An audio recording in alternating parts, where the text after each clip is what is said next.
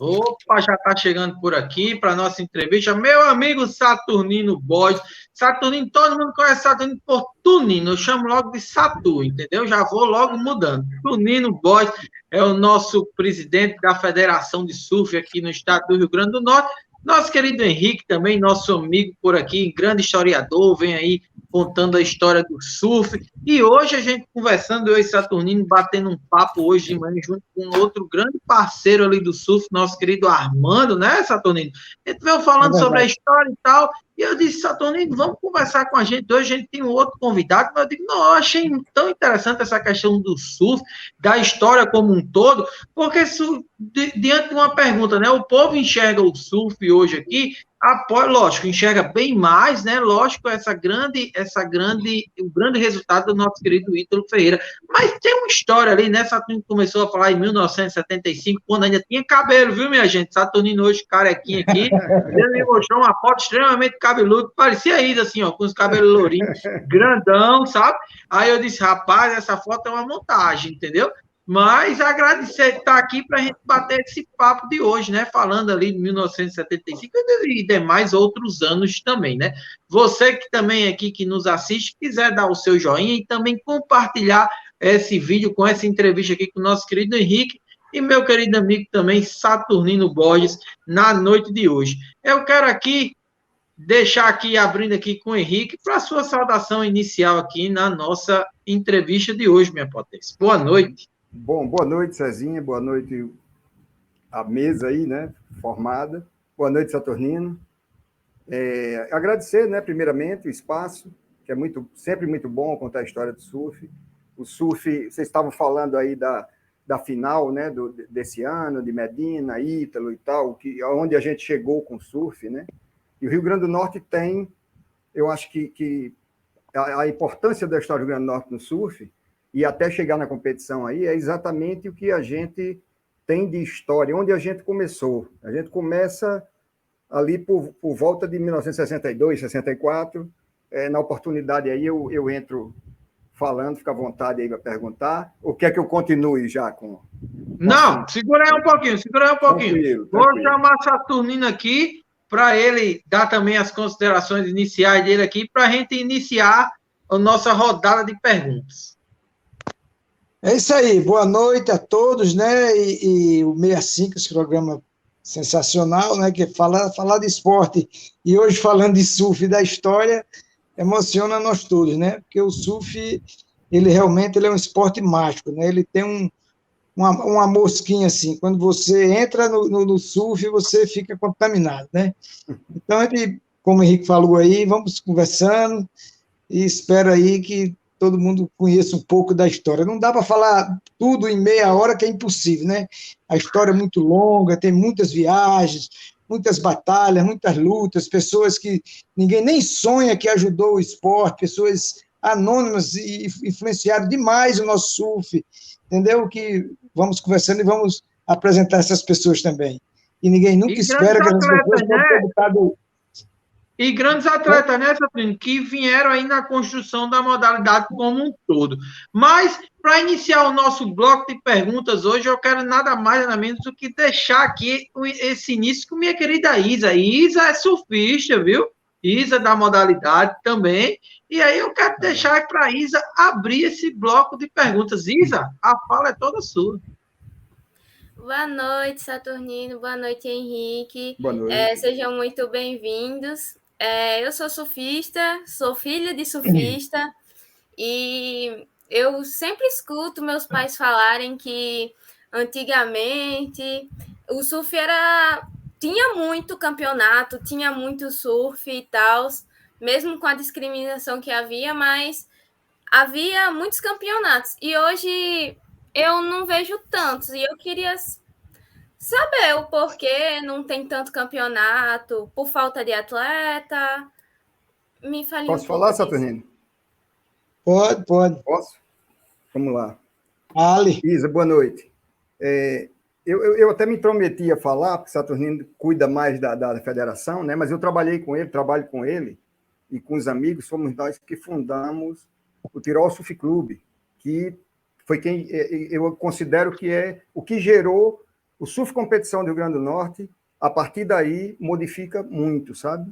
Muito, porque a gente foi buscar, a gente competia em todos os estádios do Brasil, né? No brasileiro, a gente fazia competição, e nessa competição a gente trazia os livros de regra, e a partir desses livros de regra, porque não existia nada no surf, não existia regra, não existia... O tempo de bateria era 30 minutos, quem pegasse mais onda somava, tinha ganho, olha a diferença, né? E assim, não existia muita coisa, então a gente trouxe isso, fundou um clube só para treinar a competição. Isso ali por 86, é isso, Saturnino? 1986? 86. 86, quer dizer, se você pegar os nomes que saíram, né, de Ponta Negra, a gente tem a maior quantidade de atleta dentro do corrente circuito mundial, que já correu o circuito mundial, talvez a gente tenha a praia do mundo com mais atletas no circuito mundial e tendo com destaque, né? Agora com Jadson, né? Ítalo em Formosa e tal, mas eu acho que vem daí, não é falta de atleta, eu acho que a gente, pelo contrário, com esse trabalho, a gente é uma máquina de fazer atleta. Eu brinco com o pessoal do Rio de São Paulo, mando mensagem para os amigos dizendo assim, a máquina está ligada, daqui a pouco chega mais. E aí, como você, né? Como sul feminino também, cresceu demais. E hoje é fantástico. Eu assisti baterias agora no campeonato que fiquei sem entender. Fantástico, né? Mas eu só, viu, Isa? Deixa eu só entrar aí e dizer que é uma imaginação errônea achar que antigamente tinha mais campeonato que agora. É o contrário. Hoje em dia tem muito mais campeonato que antigamente. Às vezes a gente conseguia fazer 3, 4 eventos no ano, já era muita coisa. Hoje tem circuito de detonação, aí tem Baía Formosa, aí tem Tabatinga, aí tem Miami, tem muitos eventos acontecendo. E antigamente era muito mais difícil você conseguir um palanque com a prefeitura. Às vezes o nosso palanque, para gente arrumar um carro do governo para trazer, passava um mês na praia para voltar. E hoje tem toda essa praticidade de aluguel. Agora, em compensação, hoje é muito mais caro as coisas, né? A dificuldade é muito maior. E o surf tem um detalhe diferente de outras modalidades, que às vezes você numa quadra, você está tudo pronto. E o surf ele tem aquela história do amadorismo marrom. E ele todo evento de surf ele tem que ter premiação e tal, enquanto muitas modalidades, no amadorismo, basta ter medalha que você realiza. Além de você pagar só uma arbitragem, a quadra já está ali e você dá só medalha de prêmio, entendeu? E o surf não, o surf requer troféus, requer montar uma estrutura na praia, requer som, requer sistema de computação, requer premiação, então isso tudo torna-se bem mais caro e mais difícil de se realizar, né?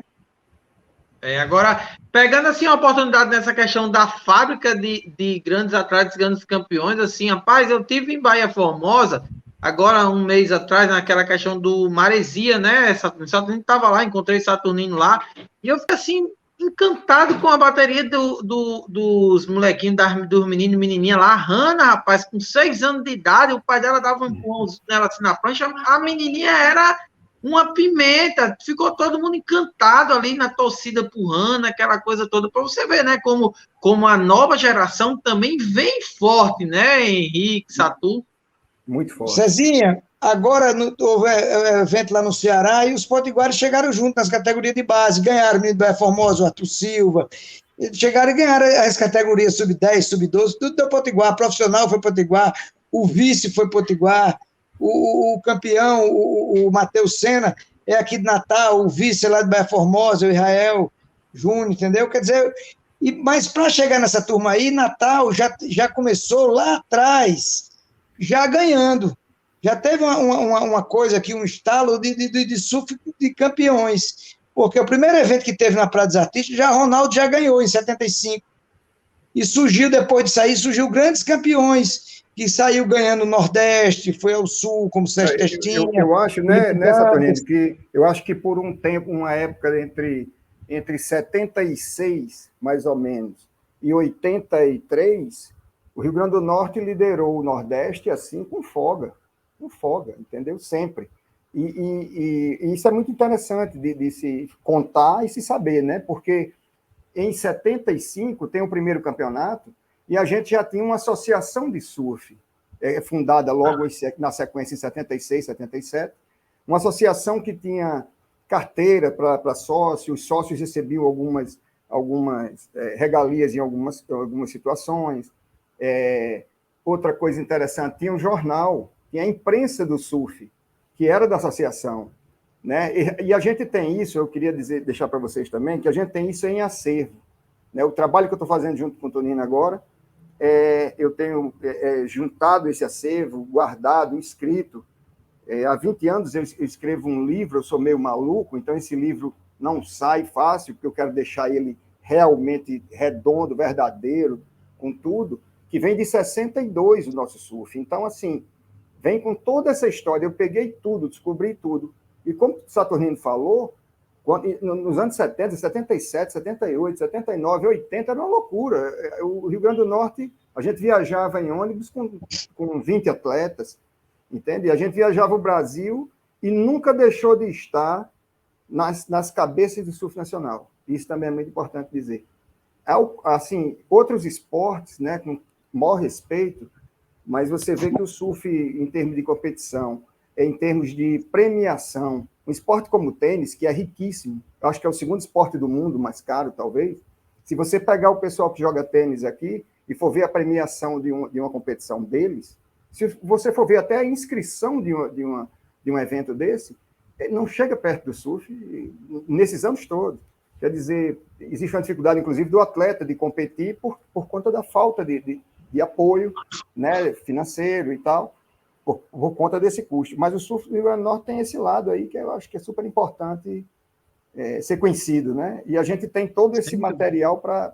A gente vai botar para que a sociedade tenha acesso. Eu acredito que até o final do ano a gente tenha fechado esse museu, entendeu? A história toda colocada no museu. Maravilha, maravilha. Eu quero um convite, viu? Para ir. Não, com certeza, todos, né?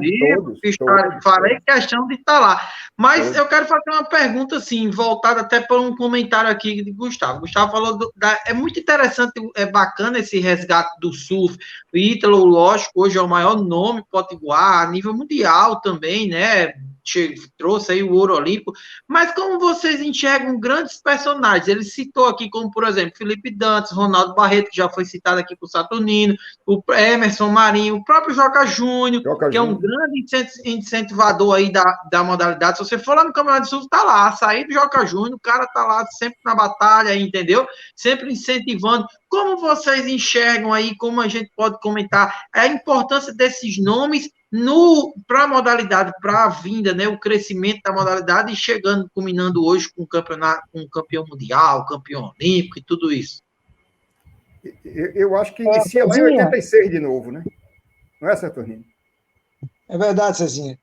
Essas pessoas foram super importantes. O Joca Júnior foi campeão brasileiro profissional, correu o circuito mundial, pena que no ano que ele participou da primeira divisão, da WSL, ele machucou-se, entendeu? Mas ele foi campeão brasileiro amador, foi do Tirol Surf Clube, Emerson Marinho foi terceiro do mundo no Japão, na época do amadorismo. Essa mesma entidade... Joca e Kelly Slater na bateria, né? A final foi com Kelly Slater, que é 11 vezes o Jadson André foi campeão de base aqui na nossa área, foi campeão brasileiro, campeão nordestino. Marcelo Nunes, campeão do Nordeste. Foi pro o Rio Grande do Norte, você tem uma ideia, Cezinha? Eu acho que menos, vamos botar 15 anos que o Rio Grande do Norte tem um atleta na primeira divisão do surf mundial. A maioria dos anos com 2 atletas, sempre com 2 atletas, enquanto países aí, você vê países lutando para colocar um. Vários países tentam todo ano, Peru e muitos, que tem muito mais zona do que a gente e não consegue colocar um atleta na primeira divisão. E o Rio Grande do Norte tem, todo ano, no mínimo, esse ano já vai bem uns 3 ou 4, e vem com uns 4 anos, pelo menos, vem com 2 atletas seguidos, né? Que é o Ítalo e o Jadson André, né? E atletas especiais, como você citou aí, porque Joca Júnior, Emerson Marinho, Aldemir Calunga, tem muitos outros. Felipe Dantas foi o embaixador do nosso surf. Felipe Dantas foi o embaixador, quem levou o surf do Rio Grande do Norte para o sul do Brasil, o sudeste, foi Felipe Dantas. A gente tinha muita dificuldade de viajar e morar fora e ficar um tempo. E ele fez isso aí, abriu essas portas e ganhou, chegou a ser vice-campeão brasileiro profissional na época, entendeu? No final dos anos 80. E eu acho que um dos trabalhos mais importantes de Felipe é o seguinte, ninguém surfava aqui, que é bom vocês saberem, que a gente está hoje fazendo o Pontal de Formosa como um dos lugares do mundo do surf, né? Como você teve lá, né, Cezinha, agora no campeonato, mas a gente surfava só em fundo de areia. Isso até o início dos anos 70, ali metade dos anos 70, surfava em fundo de areia. praias com areia no fundo. Não se enxergava pegar onda em fundo de pedra. Isso é um aprendizado que vem, que é exatamente Felipe Dantas, que vinha de lá e trazia essa novidade, e junto com Ronaldo Barreto, Carlinhos Campelo e outros, foram descobrindo esses lugares, sabe? Então, a gente tem praias hoje frequentadas por a turma toda, com fundo de pedra, como Lajão, Lajinha, Sororoca na Pipa, Pontal de Formosa, o Porto, o Picão ali de Formosa também, que tem uma parte de pedra também. Mas, assim, todas essas pontas de surf têm o dedo, o olhar de Felipe, sabe, trazendo isso aí, né? E aí vem surf como o Ronaldo Barreto, que aí Ronaldo traz uma oficina de prancha. A gente tem uma oficina de prancha brasileira, é muito difícil você encontrar hoje uma oficina com 46 anos funcionando, tá certo? 46 anos sem ter nunca parado. Em estado nenhum brasileiro quase existe isso, vão ser muito poucas. Então, a Radical Freeboards, que é de Ronaldo, ela começa em 76. Ronaldo compra em Saquarema, traz para Natal e até hoje ela está funcionando. São 46 anos. Tem muita coisa assim que se reuniu para gerar essa qualidade, né? Essa qualidade que a gente tem, que é enorme. A gente não consegue citar um ou dois. E eu acho que vai ficar mais difícil para o jornalismo, porque vai cada vez ter mais nome para citar, entendeu? Estão vindo as meninas também. Eu vi também bateria dos meninos, pequenininho assim, um negócio impressionante. Mas é a soma disso tudo, sabe? Joca é um apoiador também feroz, né? Eu vejo que todos os eventos tem o nome dele lá, apoiando também, e já o filho também é um excelente surfista. E voltando, né, Henrique, falando também daquelas competições acirradas na época na Praia dos Artistas, né? Aí tinha uma turma grande, Hertz, Coxinha, Caio, Sérgio Testinha, Felipe, eu. Era uma galera grande, né? Isso é uma turma enorme, sabe? Assim, que sempre com muita disputa. Né? Sempre com essa questão de disputa sendo... E qualidade de surf também, porque disputa ocorre em todo lugar, né? Mas a qualidade, sabe, do que a gente sempre teve aqui é muito interessante. E sem dúvida, e grandes nomes, né? Sempre com grandes nomes aí, trazendo na modalidade, né? E colocando a modalidade para cima.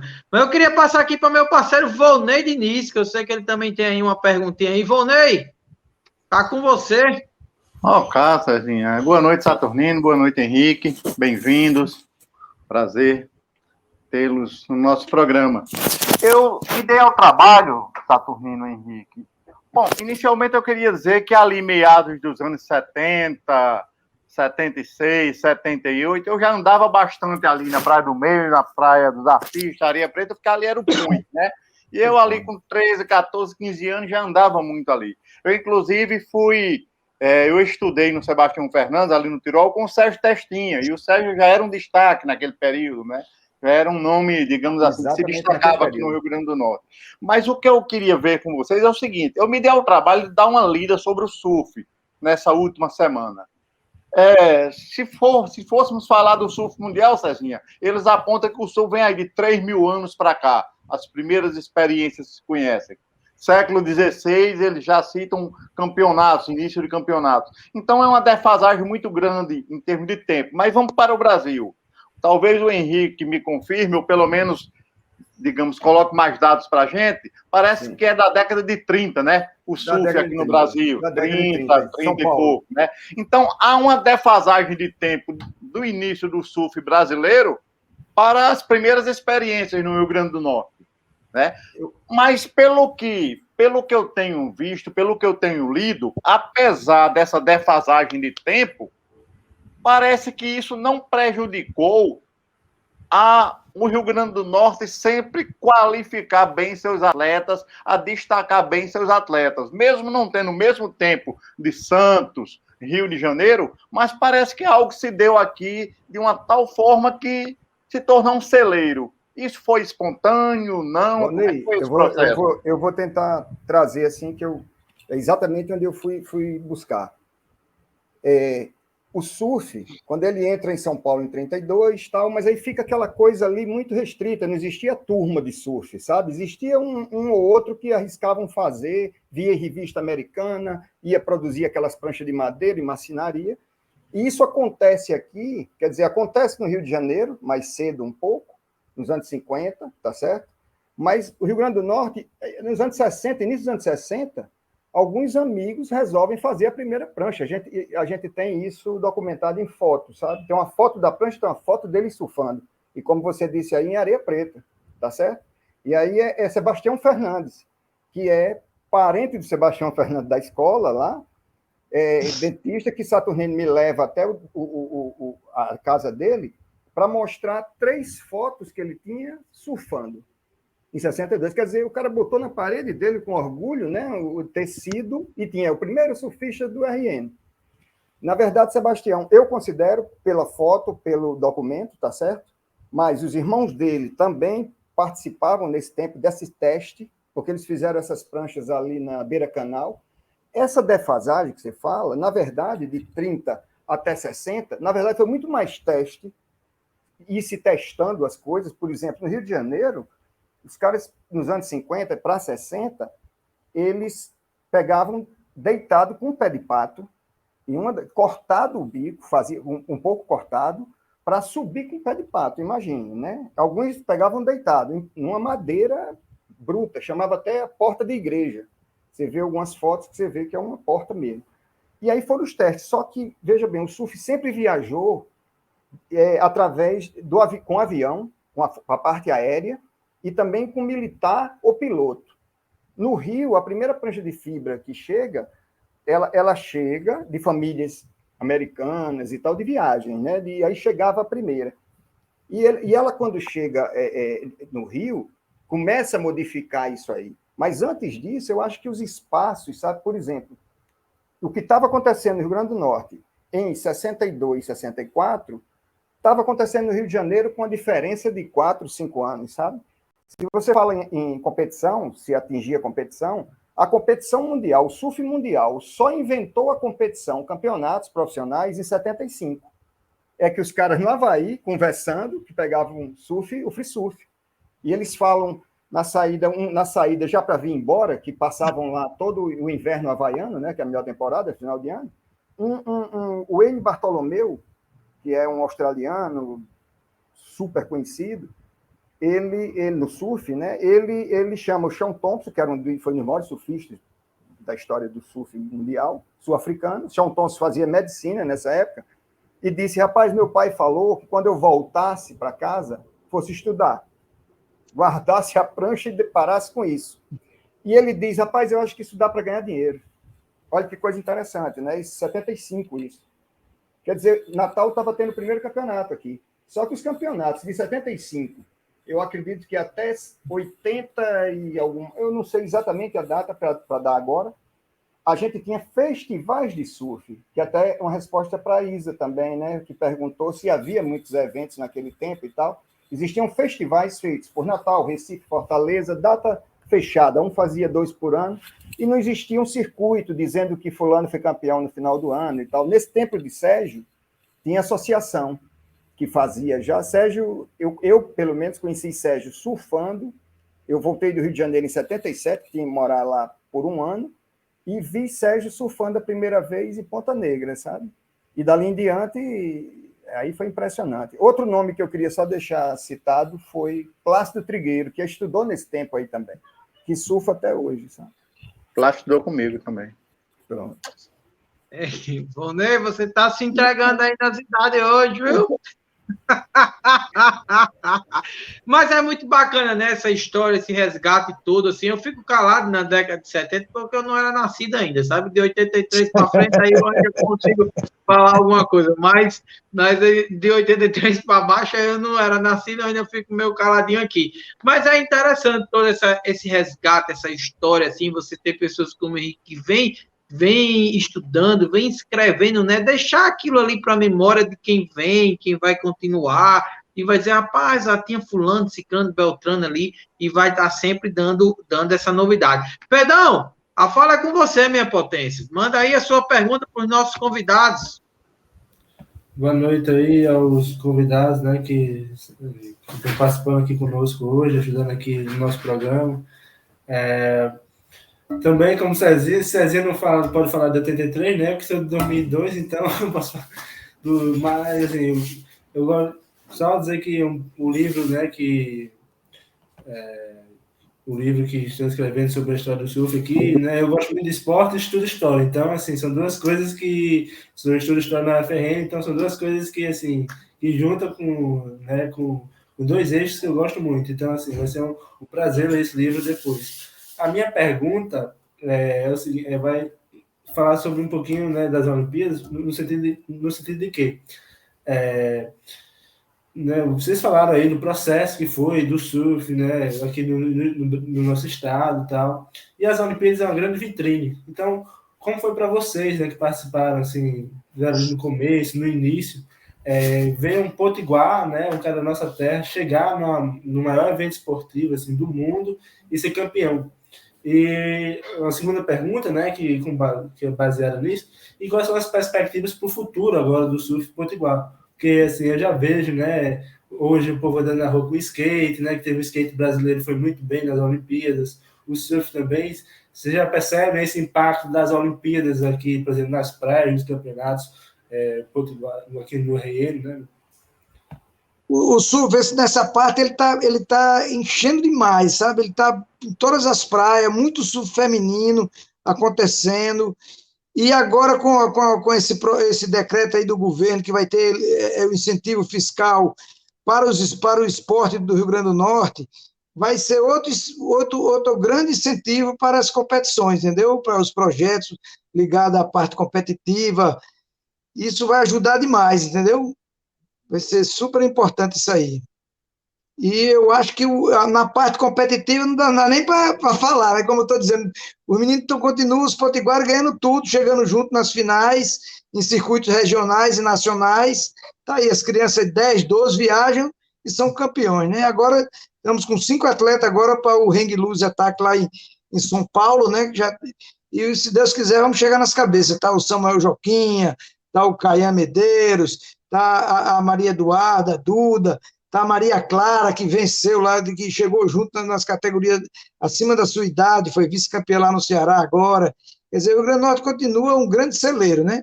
Continua muito forte e muita gente surfando. Independente, eu estou falando mais assim, porque a gente mexe muito com surf competitivo, mas a parte do free surf, do surf livre, tem muita gente surfando, muita menina surfando, você vê os carros com as meninas, passa 4 meninas com as pranchas, vai surfando todas as praias que você vai, tem as mulheres pegando onda, vai ter um campeonato agora de surf feminino, agora em outubro, em Baía Formosa, só das meninas, quer dizer, então o surf feminino está muito forte também, entendeu? As mulheres estão surfando. Aí, Isa. Bahia Formosa em outubro, viu, Isa? Outra coisa também. Pois não, só não pode continuar. Um detalhe interessante que em 87 a gente começou o circuito estadual, trazendo a regra de Santa Catarina. Foi onde teve o primeiro circuito de surf profissional, da Abrasp. Entendeu? A gente foi para essa primeira etapa em janeiro, que foi o OP Pro, e pegamos o livro de regra e começamos já no Rio Grande do Norte em 87. 88, a gente já fez um evento, pode-se dizer, veio gente de fora também, nordestino, e foi armando com seus contatos, a gente conseguiu trazer o juiz campeão mundial, que tinha sido o Leôncio Colaro, lá do Espírito Santo, trouxe uma arbitragem de Santa Catarina, trouxe de São Paulo, e foi muito importante. Esses caras ensinaram para a gente um monte de coisa, de fazer ranking de juiz, de fazer gráfico de sorteio de bateria, de soma. Então, ajudou demais essa parte, que a gente sempre se preocupou, como a gente já fazia o Tirol Surf Clube, a gente sempre treinou muito a parte de arbitragem. Isso a gente levou para o Ceará, tem um livro cearense que cita esse feito, que a gente foi levar, eu e Gil Pires. Pernambuco também, viu? Pernambuco também, né? Ceará, fazia a parte técnica, foi para Pernambuco levar, porque há poucos anos atrás disso aí, a gente ia para os campeonatos e era assim, mais como o Henrique falou, assim, os festivais. E esses festivais, eles já tinham o campeão pernambucano, o campeão cearense. A gente chega lá, tinha uma festa montada. A festa do campeão estava pronta. Uma festa grande, que ele ia ganhar de todo jeito. E vale salientar também que a gente tinha um segurança, surfista de segurança, que chamava Ivo Cabeção. A gente só não apanhava lá por causa de Ivo Cabeção. E quem primeiro quebrou essa corrente, esse ciclo, foi o Sérgio Testinha, que venceu. porque não tinha como segurar, ele era o melhor disparado mesmo, e não tinha como e pronto. Aí começou a... Tem uma história interessante para colocar aí, que é o seguinte, que a maioria das pessoas não sabe que as baterias hoje têm um tempo, né? Todo mundo assiste surf hoje e vê 30 minutos e tal. Vê o atleta, às vezes, pegar 2 ondas e ganhar e tal, fazia a bateria controlando o tempo. Nós aprendemos isso também com Felipe Dantas, trazendo um dia um relógio à prova d'água, e eu não entendi porque aquele relógio estava na casa de Saturnino, e eu falei, Felipe, esse relógio o que é? Porque o tempo de bateria era 20 minutos, pipocava aqueles morteiros, e quem quiser que pegasse, quantas pegasse. O que coubesse no papel, anotava, as ondas que quisesse. E com o livro de regra, foi mudando. Felipe traz a primeira notícia dizendo assim, rapaz, agora são 20 minutos, e só vai contar as 3 melhores ondas na época. Aí a gente entendeu, então o cara tem que pegar os 20 minutos e dividir para pegar 3 ondas que possam dar a pontuação para ganhar a bateria, né? Então começa aí a mudar. Então são essas mudanças são muito interessantes, que as pessoas, eu acredito que a maioria pensa que sempre teve mais ou menos esse formato, né? É muito legal saber que a gente teve que aprender a lidar com esse formato, a gente teve que aprender a fazer a marcação dentro da bateria, que vinha desse livro de regra. Se você remar com o outro, ele estiver por dentro da onda, de onde ela vai quebrar, e você remar junto, que devem ter visto já interferências e tal, a gente treinava isso no Tirol em prol da gente. Se eu estou ganhando a bateria e estou com... Por isso que hoje eles marcam, né? O brasileiro levou isso também para dentro do circuito mundial, não havia também. Se eu estou para a final da bateria, falta 2 minutos, eu colo, né? Eles falam, cola aí e tal. A gente estudava isso em 86 já, um grupo inteiro. Na época a gente começou com 16 nomes só. Começou a briga para entrar, a gente foi até 32 e virou circuito estadual de novo, o Tirol Surf Clube. Isso é muito interessante, né? Aí você vê, né, como tudo vai se encaixando, né? Aqui, nosso querido Hipólito aqui, que está conosco aqui, nos assistindo também aqui em nossa live, ele fala também aqui que quer mandar um olá especial para o organizador do circuito de surf, o amigo Violange Tavares. Já é um grande nome também, Violange, eu sempre já tive conversas com Violange também, é um grande incentivador, né, do surf potiguar. E também tem aqui François, está por aqui também, passando para prestigiar a live dos amigos, parabenizando a todos, e dizendo também que esse fim de semana esteve em Bahia Formosa e a praia estava lotada de turistas, e isso já é fruto da divulgação espontânea, tanto do Mundial, como agora com o ouro olímpico também, né, do nosso querido Ítalo Ferreira aí, que vem brilhando no surf potiguar. É bem interessante aí esse contexto, né? Você vai do lançamento lá atrás, ali, como a gente vinha falando, década de 30, né? Quando começou, mas aqui mais precisamente 70, por aí. E aí a gente entrando aqui em 2021, já com campeão mundial, com campeão olímpico, com grandes nomes aqui do surf potiguar. Na sequência aqui, eu tenho meu amigo Filipão Lima aqui, que quer também dar o seu alô. Filipão chegou agora, nossa Filipão, Saturnino e Henrique, vocês vão ouvir a nossa voz marcante aqui do 65 Esporte, nosso querido Felipe Lima. Filipão, boa noite, minha potência. A fala é sua aqui. Boa noite, Cezinha. Boa noite, Volney. Boa noite, Isa. Boa noite, Pedro. Boa noite a Saturnino e ao Henrique e a você que está ligado no nosso 65 Esportes.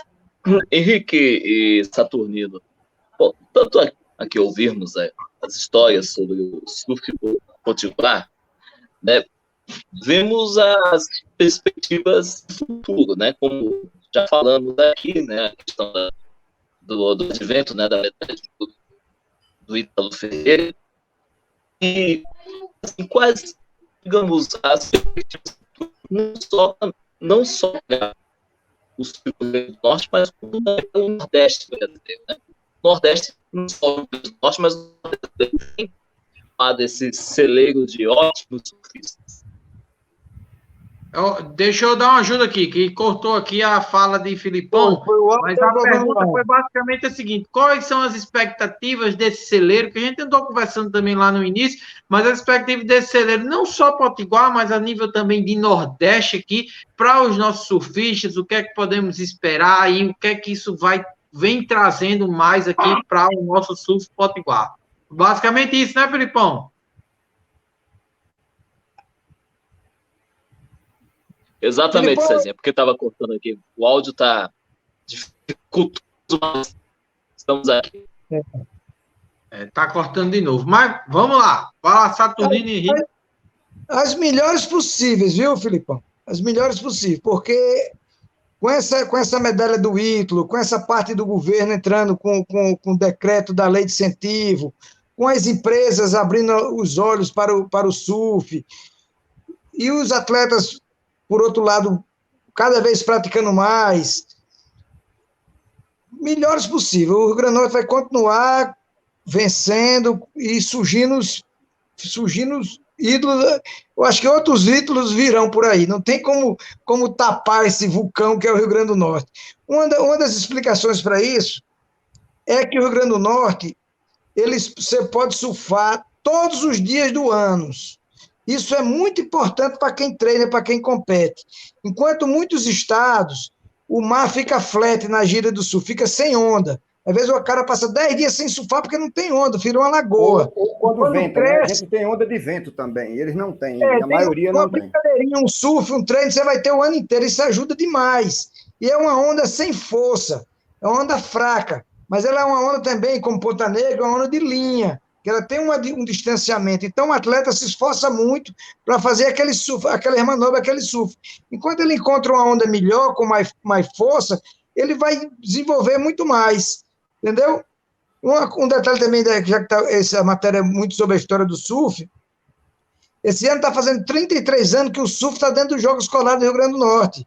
Entendeu? Ele entrou em 88, entendeu? A fazer parte dos Jogos Escolares, com a ideia de os alunos do colégio estaduais ganharem, já que naquela época já havia uma degradação muito grande no esporte. Só ganhava modalidade de colégios particulares, privados, enquanto o estadual só ganhava atletismo e futebol.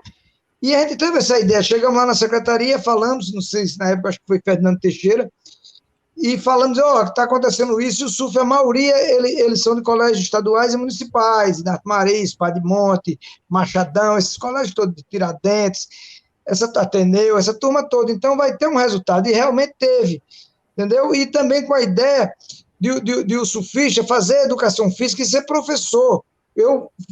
A gente colocou no Gênesis o surf, e eu ensinei 2 anos, fui professor de surf no Colégio Objetivo. Quer dizer, necessitaria de mais atletas, como tem muita gente se terminando na educação física e ainda indo dar aula em academias. E é para ter o cara, o surfista, é para ele dar aula, praticar e dar aula no surf nas praias. Saturnino, e até o próprio professor de educação física, nas escolas hoje, não é mais como antigamente, que você tinha um esporte dentro da escola. Eu sei de situações que a escola tem 20 vagas para vôlei. Aí, isso é uma coisa absurda, quer dizer, se faz educação física na sala, por escrito a prova. Quer dizer, você tem uma categoria fantástica, importantíssima, né, para a saúde, para tudo, que deveria, não só com surf, mas com todos os esportes, as escolas estariam, era muito forte. Eu acho que Volney lembra, naquela época lá, né, da gente, entregando de novo a idade, viu, Cezinha? Mas, assim, o esporte, existia o salão, era uma luta, o vôlei era uma luta, o surf, quando chega, e até hoje ainda não conseguiu, se enquadrar dentro das escolas de uma forma, com um olhar diferenciado, sabe? Que eu acho que é importante isso, sabe? Para todos os esportes, né? Mas, assim, ter um olhar diferente, já que estamos nas Olimpíadas, e as Olimpíadas recebem todas essas categorias. O Rio Grande do Norte tem atletas em todas essas áreas. Hoje em dia, você não encontra mais, e quando faz, o cara vai embora. Faz um cara de salão, faz um cara de vôlei, uma menina, tal, vai embora.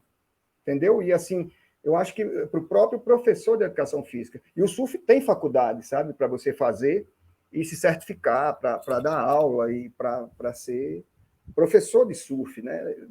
Na verdade. Eu acho importante. Uma coisa interessante também, viu, Henrique? É que já que estamos na história do surf, de pessoas que eu tinha falado no começo, pessoas dos bastidores, que não pode ser esquecido, entendeu? Que abriu o canal para o surf no meio de comunicação, como o Jânio Vidal na Rede Tropical, onde ninguém dava espaço. Quanto chá de cadeira, quanta matéria a gente levava para as redações e não saía uma linha. Era muito discriminado, entendeu? Então, o Jânio Vidal, o jornalista, o jornalista Waldo Madruga, quando foi secretário de turismo do município, foi quem bancou a gente foi para Santa Catarina em 87, foi o Aldo Madruga, na secretário municipal de turismo. Aí um dia, é tão engraçada essa história, eu me encontrei com ele lá no Nordestão, ali na Prudente Moraes, eu digo, Walder, você se lembra que você foi secretário do município? O Walder é uma pessoa que não tem papa na língua. Ele disse, eu não fiz nada. Eu não fiz nada. Ele fez, Walder. Foi você que bancou a primeira equipe que a gente foi para Santa Catarina, foi você E era numa época bem mais fácil, viu, Cezinha? Quando ele trouxe a conta de lá para ele.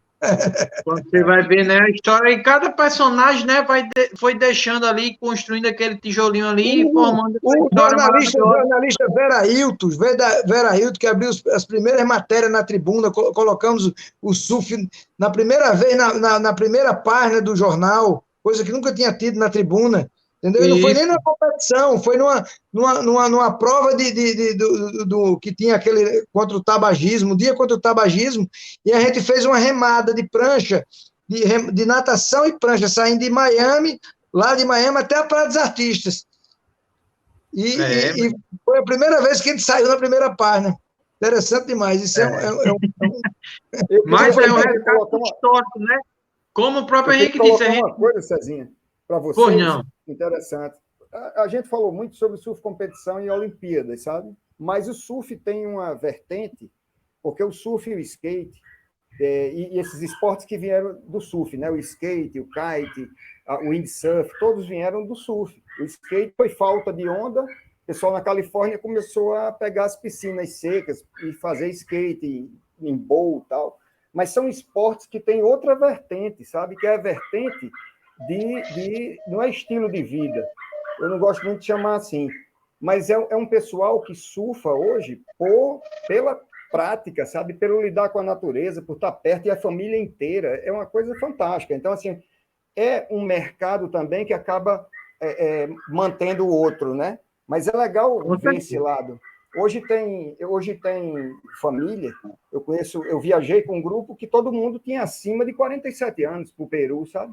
Para fazer surf. Então, assim, a gente tem de turismo, como você falou de Formosa, Baía Formosa, e é muito importante que abram os olhos e saibam vender sua terra. Sabe como é? E é porque o próprio surfista de Baía Formosa, por exemplo, tem que aprender a receber, porque ele vai entender que aquele turista é quem vai deixar ali alguma coisa. Então, você pode ter ali lugar para visitar, levar para as praias. Aquele dia você não vai disputar onda na água, entendeu? Porque ocorre muito isso. Há muita disputa. Então, se você vai vender a sua terra, seu lugar, você vender de uma forma legal, deixando alguma coisa, não destruindo também, né? Não deixando lixo. Isso é importante que a gente deixe também essa mensagem. Mas o esporte tem crescido muito por esse outro lado também, sabe? E é interessante ver isso, sabe? As Olimpíadas foi um boom. Eu acredito que tenha mudado em termos de quem tinha 300 mil seguidores ter passado para 3 milhões, entendeu? As Olimpíadas é isso, né? Você está nas Olimpíadas é o mundo. Até porque a Olimpíada ela não fica só naquele grupo ali que gosta de fato da modalidade, né? Ele se expande, né? Ele gira para toda e qualquer pessoa ali com a gente. Mas, rapaz, vocês veem, né? A gente aqui conversando, rapaz, e no instante passa, a gente já vai em 1h15 de programa, lógico, de bate-papo, porque a gente já vai em 45 minutos aqui conversando nessa entrevista aqui bacana aqui com vocês.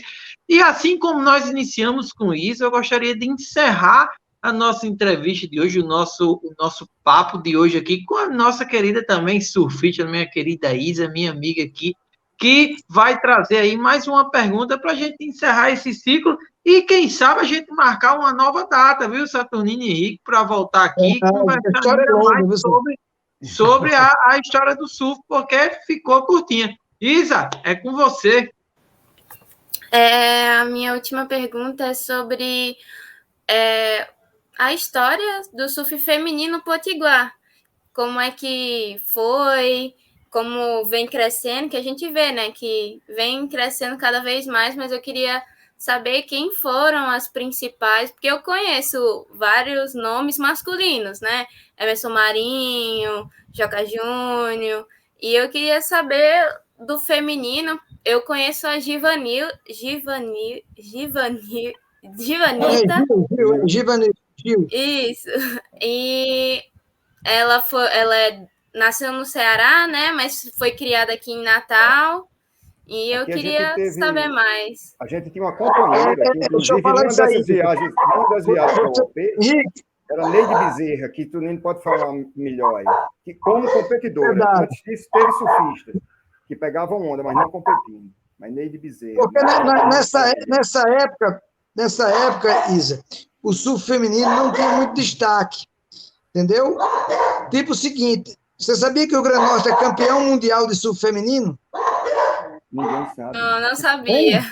Não sabia, não. Somos campeões mundial com Alcione Silva em Portugal, com essa mesma entidade que faz as Olimpíadas, a ISA, entendeu?